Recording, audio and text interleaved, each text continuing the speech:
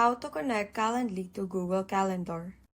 So first is to log in to your Calendly account, and then once you've logged in, you should see your meeting here. If you don't see your meeting, then just click this button, New Event Type, and then generate your meeting. After that, click this option, Integrations and Apps. Now scroll down until you find this option, Google Calendar. And then find Google Calendar here.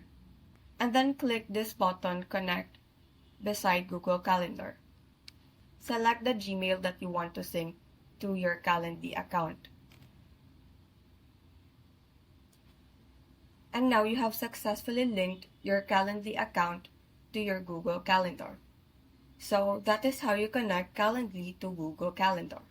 Thank you and have a great day.